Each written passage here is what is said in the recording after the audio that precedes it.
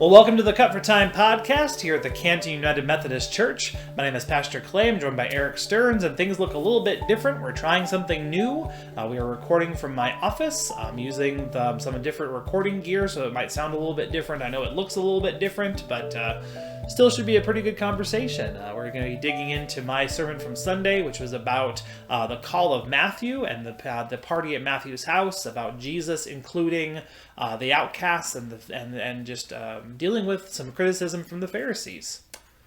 So let's get into it. Sounds good. All right.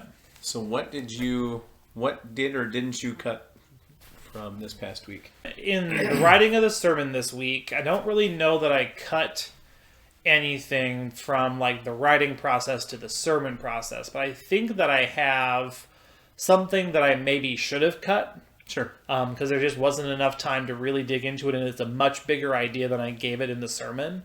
Mm-hmm. Towards the end of the sermon, because this was a big story, and there's a lot to it, and it's trying to kind of navigate how to cover it the best you can in the most faithful way. I kind of dug into a little bit, but not enough that it should have been included. The idea of this story of Matthew being included in Jesus' ministry, the idea of that being a healing story. That Matthew and the tax collectors and the outcasts that Jesus chooses to eat with in this story are all healed by Jesus. So like I made mention of that fact in the sermon, but I just think that there is... I don't think that the sermon needed it, and I also think that there's more to it that we can get into. Than what I was able to give it on Sunday morning. So I should have cut that for time. Sure. The sermon, we still got done just a little bit after 11 o'clock. We're doing weekly communion here as a part of our Lenten series focused on these meal stories. And so it's always just kind of that challenge of time also. Mm-hmm. And so I really wanted to dig more into that idea of Jesus healing Matthew by including him. Mm-hmm. Because we did talk about it during the sermon, the fact that Matthew would have been hated, mm-hmm. basically. You know, he was a tax collector. He was one colluding with Rome, and that makes you such an unwelcome and unwanted person. And like I said, there's no evidence to support the idea that Matthew was padding his take as a tax collector, but there's also no defense of him not doing that, and so mm-hmm. guilt by association does play into it. So Matthew would not have been a popular person among the Pharisees and the religious elites. Yet, Jesus is willing to go to his house. And in a world that is so, focused on who dines with whom, and that really does dig into ritualistic purity and your access to God, that's a big deal. Mm-hmm. Jesus was, by attending that party that was full of tax collectors and sinners, Jesus was choosing to become unclean in order to be with other people. And the Pharisees were there, but what the sense that I get, because it dealt with purity, is that they would have been separated. They would have been, they would not have been mingling with the common people. They would have just been present and been doing their own thing while at the same party. Mm-hmm. But Jesus doesn't have that problem. Jesus just dives right in there. Jesus sits with anybody that wants to sit with him. Mm-hmm. And that being excluded can feel like its own sickness. Being excluded and not welcome in society and told that you're bad and that you're wrong and that you're nasty, that you're evil, that can do something to you. Mm-hmm. Mentally and just emotionally. And so to have this sense that Jesus is willing to not just call him into discipleship, not just, call him to change everything, to leave everything and change everything, but just for who he was in that moment, to call him to discipleship. And then deign to go be a part of a gathering at his house and fully engage in the party, that does something to you mentally and physically and emotionally as well. Mm-hmm. And so that was the healing that was happening. And not just for Matthew and Matthew's friends, but all of the outcasts with whom Jesus would have interacted. This is a huge healing story that is centered around this idea of a table, because Jesus is eating with those that are unclean, making himself unclean. Mm-hmm. What do you think is a present-day practical application of that? Sure. And how should we apply that? Right, yeah, definitely. I think, actually it came up, because we're doing a Bible study along with this, with the sermon series, it kind of did come up during our Bible study of like, who would we fill in the box with? You know, like for Jesus in Jesus' day, it was sinners and tax collectors, or outcasts and tax collectors, depending on what translation you're using. But those categories don't exist anymore, but yet the concept does. We all have people that we look at and have deemed as less than and unworthy. Packers fans. Anyway, continue. Packers fans, yes. People that cheer differently than I do. People that vote differently than I do. People that believe differently than I do. Like these categories still exist. And our temptation really is to be more like the Pharisees than to be like Jesus. Yes, like absolutely. If I have to sit at a table of Packers fans, that's going to be an uncomfortable experience for me. Sorry, Jared. But including Jared. Anyway, continue. It's your brother. That's your deal. But no. So, take that out of sports, and it's still a whole category of people of like, you know, people that don't believe in Jesus, that people that devalue the work that I do because it has to do with the church. Right. You know, if I were to be in a setting, not that I deem them as unworthy, but that they deem me as unworthy, that can be just as ostracizing. And so, what does it mean to include them? What does it mean to love them in Christian love? What does it mean to embrace them for who they are? You know, and not just write them off. Because that's this whole thing, is that the Pharisees had completely written off this entire group of people, and that entire group of people is who Jesus is going to spend most of his time with. And yes, there are instances like this coming Sunday where Jesus is the guest in the home of a Pharisee, and so Jesus, you know, can do and mingle and socialize with anybody, including the outcasts and the sinners, but also including the Pharisees and the elites. But yet our temptation is to truncate that. Our temptation is to say, this is okay, but that is not. And, you know, I can eat with these people, but not these people. Like, these people don't see me, they don't respect me, and also, like, take care of yourself in the midst of that. But, you know, what does it mean to emphasize the value of someone else? You know? Yeah. Yep. Yeah, and sometimes you have that feeling of that person doesn't belong here. Yeah, absolutely. And so Jesus brings in at the end of the story, like, Jesus overhears the Pharisees. The Pharisees don't have the gall to come to Jesus. They go to his disciples and ask him this pretty impolite question of, why is your teacher such a, you know, fill in the blank of how you want to end that sentence. But, you know, they don't have the guts to say that to Jesus. They're going to say that to his disciples. Jesus goes in and talks about the fact that he has come to spend his time with these people. Like, he is going to, like, those that are sick have no need of a doctor. Like, they are, and also that's kind of a burn on the Pharisees, because the Pharisees don't realize how sick they are. But the sinners and the outcasts, I mean, everyone's been telling them how sick they are. And so they know. And so Jesus is going to go to those people and proclaim the forgiveness of sins and proclaim the kingdom of God and bring them into it and help them to know that there is a place where they belong in a world that tells them that there is no place where they belong. And that's when he quotes from the prophet Hosea, when he says that, go learn what this means, because these are words that the Pharisees would have known. Like, they're the keepers of the law. They're the teachers of Israel. they would have known these words from the prophet. And so Jesus says, go and learn what this means, that I desire mercy and not sacrifice. And that gets into an idea around, it's one thing to make sacrifices, it's another thing to mean it. Mm-hmm. God doesn't want people to sacrifice just because that's what they're supposed to do. God wants them to mean it.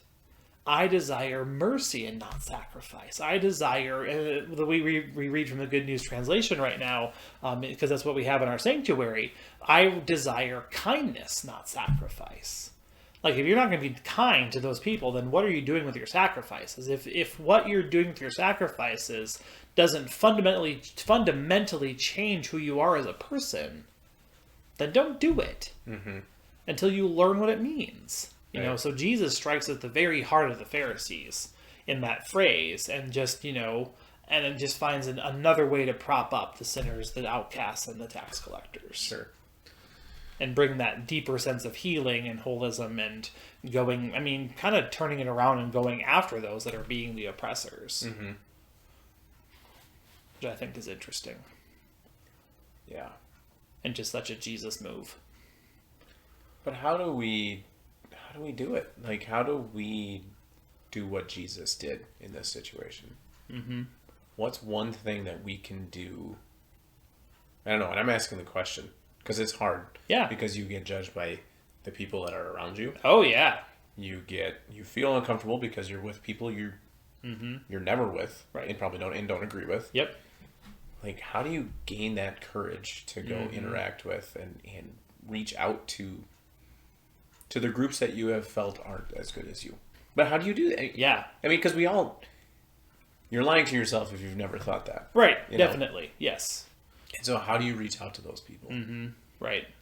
I think, outside of prayer and being convicted of your own pharisaical nature, I don't think you can. I think that really does come with a whole lot of inner spiritual work that has to happen first. Mm-hmm.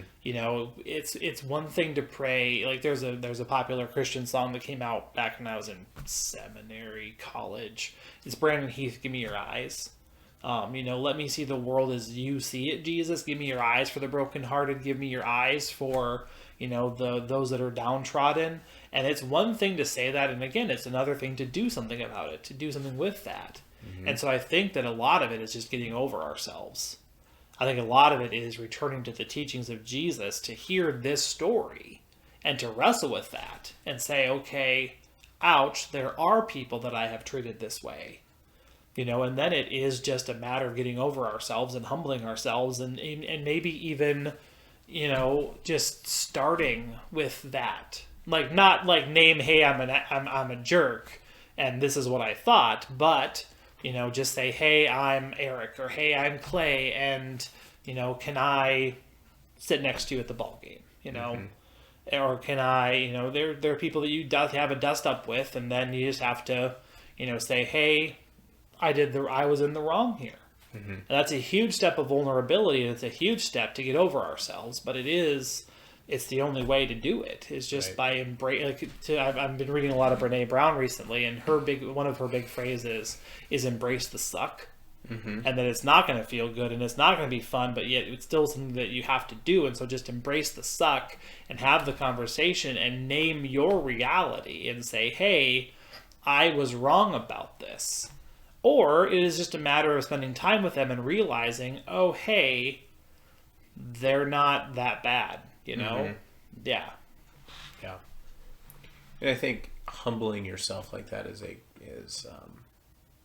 growth thing. Yeah. I mean, it's something that you have to grow into. Absolutely. And, baby steps into getting into that, because, jumping in with both of you, you're going to... Yes.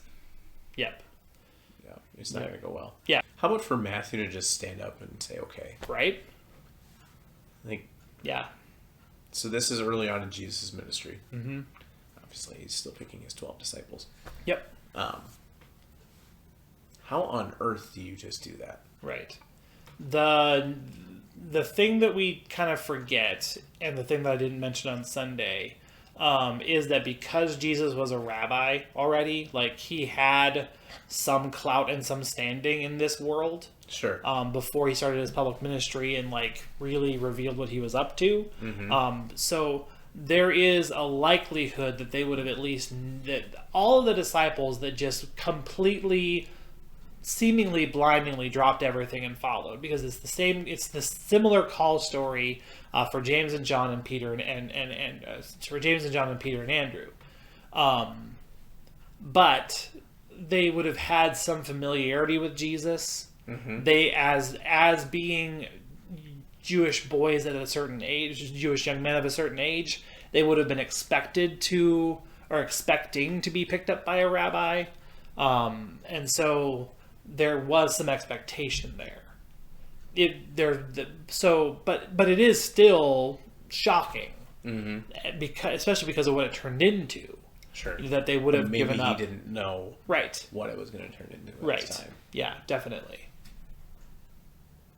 And it would be intriguing to follow the guy that just seems different. Oh yeah, definitely. Because no one was acting like him. Can you explain how that? So these rabbis would just. I mean, literally, there was rabbis all over walking around and preaching, and people would just follow him. No, I mean, or how did that work? Right. All rabbis did have disciples. Sure. I mean, it would not have been unheard of. But they weren't, I mean, largely they weren't traveling around and being itinerant the way that Jesus was. Rabbis really were in charge of the local synagogues. And so they would have been more like picking people from their very near geographical area. Whereas like Jesus, it's all up and down the shores of the Sea of Galilee where this is happening. Drew are based out of Capernaum. James and John would have been close by, but not Capernaum. That would have been the different part. Sure. So, yeah, the amount of travel that Jesus and his disciples did was different than how normal rabbis, that they're in that town and they're in charge of that synagogue, and that's how that works. So. The other piece that stood out to me in the sermon was you talked about what being a sinner at that time meant. You want to talk about that again? Sure, yeah. So basically, the broad category that the Pharisees chose to use is a deliciously vague word that can mean anything. Like anyone that is different from me is a sinner. Especially in the case of the Pharisees, where like their big job was to make sure people were following the rules. Anyone that didn't follow the rules the way that they did were sinners. And so, especially in this context where the focus is so much on the food and who Jesus is sitting with and the offenses of the table that are happening in front of him, like so the sinner in that instance would have been those that are not paying attention to Jewish food laws. Sure. Those that are not paying attention to ritualistic purity. Those that are not doing the right thing as it applies to how we have meals together. And so, but I mean, everyone sins, basically. That's still true in Judaism. We're not perfect. We're waiting. If you're Jewish, you're waiting on a Messiah that is. And you make atonements for your sins through sacrifice, through different days of prayer. Yom Kippur comes to mind, but they're still using that as a broad category. Just means that it's someone that does something that they're not supposed to. Gotcha. And so, yeah. Gotcha. Yeah. Okay. Yeah, I just found that interesting. Yeah. It is. Yeah, I mean, and just also I think there's a conversation around who gets to make that determination. Because the Pharisees take thou authority in that moment, and they proclaim that entire group is sinful because they're doing X, Y, and Z. Jesus could have turned that around on the Pharisees if he really wanted to. Could have absolutely burned. I mean, and in other places in the Gospels does. Like John 8 comes to mind with the woman that caught in adultery, and Jesus says to the entire crowd, if you're without sin, throw the first stone. Go on and do it.